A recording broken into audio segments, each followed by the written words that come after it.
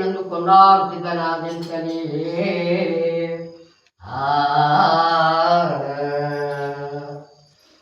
ರಾಮಚಂದ್ರ ರಾಣೆ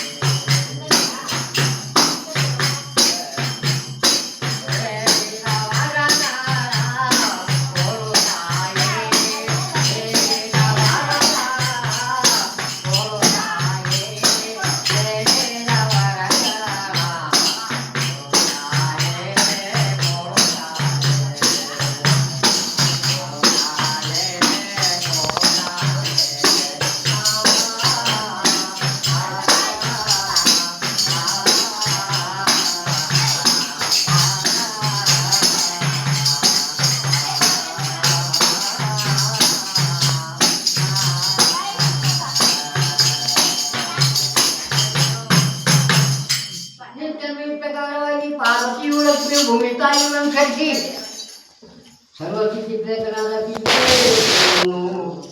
ಏನನ್ನು ಕೊಂಡಾಡ್ತಿದ್ದನ ಎಂತನೇ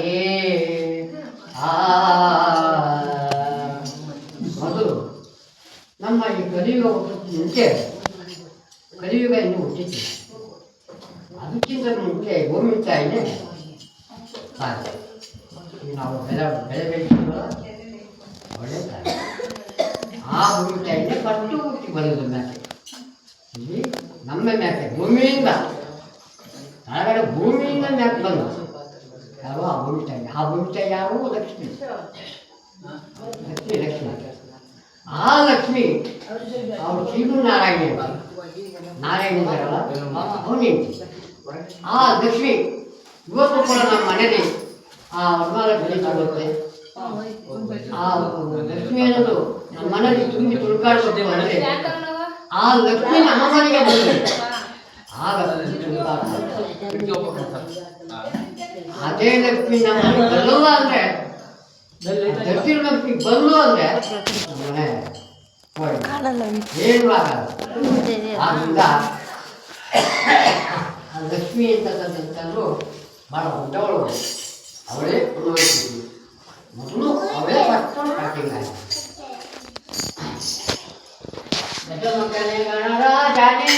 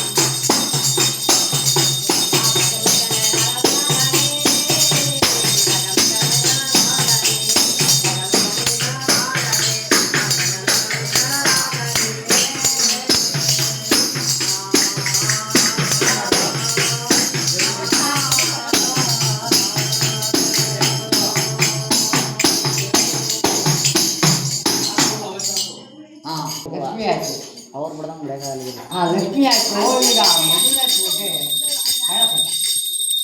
ನಾವು ಯಾವುದೇ ಕಾರ್ಯ ಮಾಡೋದಾಗಲಿ ನಾವು ಮಾನವರಾಗಿದ್ದ ಮೇಲೆ ಮೊದಲನೇ ಪೂಜೆ ಯಾವುದಪ್ಪ ಅಂದರೆ ವಿಘ್ನೇಶ ಮೂರ್ತಿ. ಯಾವ ದೇವತೆಗಳು ಕೂಡ ಅವ್ರ ಮೊದಲನೇ ಪೂಜೆ ವಿಘ್ನೇಶ ಮೂರ್ತಿ ಅವರು ಕೂಡ ಮಾಡಿದ್ರು. ಮೊದಲು ಅವ್ರನ್ನೇ, ಆಮೇಲೆ ಮೂರನೇ ಕೊಟ್ಟರು ಅವರೇ, ಯಾರು ಗಣಪತಿ. ಆದ್ದರಿಂದ ಆ ಗಣಪತಿ ಪೂಜೆ ನಮ್ಮ ಮಾನವರಿಗೂ ಬಂದಿದ್ಮೇಲೆ ನಾವು ಕೂಡ ಮೊದಲನೇ ಪೂಜೆ ಅದೇ ಅವ್ರದ್ದೇ. ಈಗ ನಾವು ಮಾಡ್ತಿರೋ ಪೂಜೆ ಮೊದಲನೇ ಪೂಜೆ ಆ ವಿಘ್ನೇಶ್ವರ ಪೂಜೆ. ಆದ್ದರಿಂದ ಆ ವಿಘ್ನೇಶ್ವರ ಯಾರು? ಅವನು ಯಾರ ಮಗ? ವಿಘ್ನೇಶ್ವರ ಯಾರ ಮಗ? ಶಿವನ ಮಗ. ಆ ಶಿವನ ಮಗನೇ ಗಣಪತಿ. ಅವನು ಗಣಪತಿ ಆಗ್ಬೇಕಾದ ಕಾರಣ ಅದೊಂದು ಇದ್ದಿದ್ದೆ. ಅದು ಅವನು ನಮ್ಮ ಮಗನಿಗೆ ಮುಖ ಇದ್ದಿದ್ದು. ಗಣಪತಿದು ನಮ್ಮ ಥರನೇ ಮುಖ ಇದ್ದಿದ್ದು. ಅದು ಒಂದು ಕಥೆ ನಡೆದೋಗ್ತದೆ. ಕಥೆ ನಡೆದಾಗಿ ಗಣಪತಿ ಅಂತೇಳಿ ಮಾಡಿದ್ದು ದೇವಲೋಕದಿಂದ ಗಣಪತಿ ಅಂತ ಇಂತೆಂದು ಮುಖನಾದ ಪಿತರಾದ ಶ್ರೀಗ್ರೇಶ್ವರನು ಏನೆಂದು ಕೇಳು. ಶಾರದಾಂಬೆಯಾದ ಸರಸ್ವತಿಯನ್ನು ಬಂದು ತನ್ನ ಕುಲದೇವರಾದ ಶ್ರೀ ವೆಂಕಟೇಶ್ವರ ಸ್ವಾಮಿಯನ್ನು ಏನನ್ನು ಶಾರದಾಂಬೆಯಾದ ಸರಸ್ವತಿಯನ್ನು ಬದಿಸಿ ಏನನ್ನು ಕೇಳಿದನ ಆದೆಂತಾನೆ. ಶಾರದಾಂಬೆ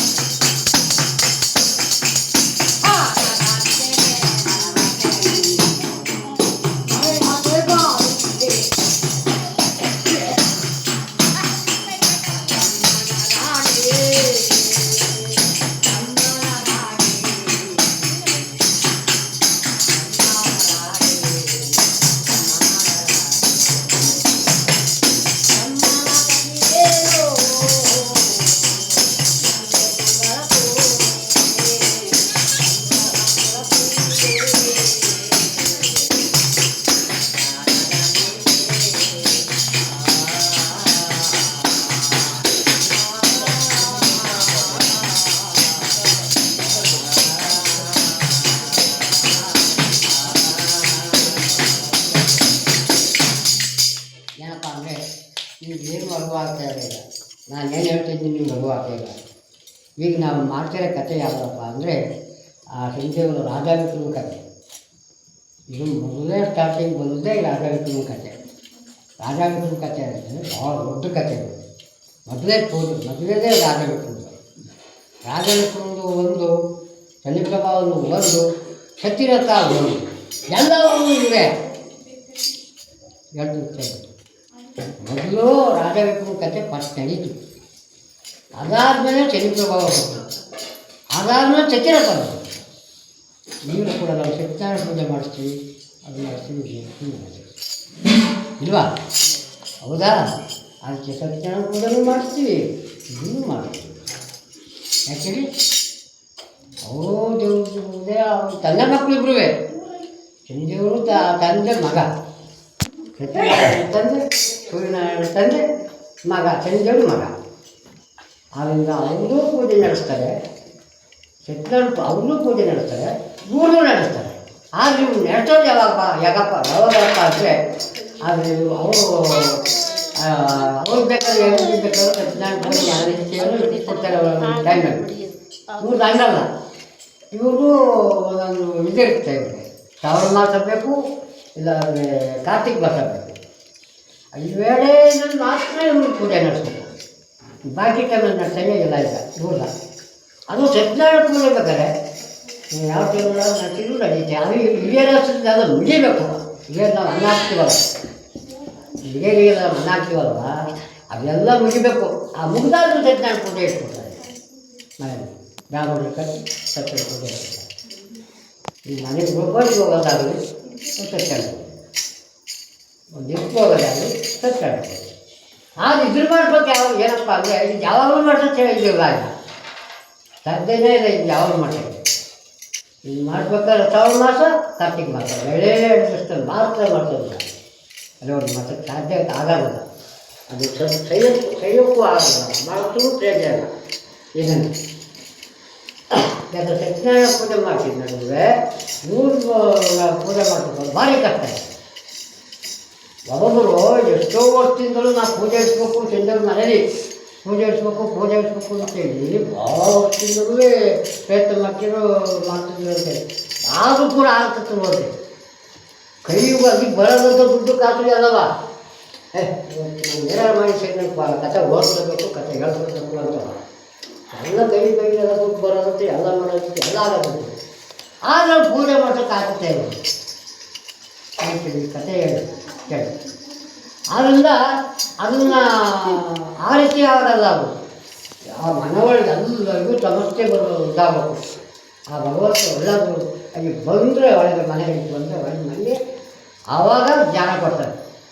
ನಾನು ಪೂಜೆ ಇಡ್ಬೇಕು, ನಮ್ಮ ಮನೆ ಪೂಜೆ ಇವಾಗ ಇವ್ರು ಹೇಳಿ ಅಮಾವಾಸ್ಯೆಯಲ್ಲಿ ನಾವು ಪೂಜೆ ಇಡ್ತೀವಿ ಬಂದರೆ ಸಂಜೆ ಪೂಜೆ ಇಡ್ತೀವಿ. ಅಮಾವಾಸ್ಯೆ ದಿವಸ ಸರಿ ಆಯ್ತು ಇಕ್ಕಿದ್ದ 2 ವಾರ ನಾನು ಮಾಡಿ ಬಂದಿದ್ದೇನೆ ಹೇಳ್ತಾರೆ 2ನೇ ವಾರ ಪೂಜೆ ಇದೆ ಹೋಗ್ತೀನಿ ಅಂತ.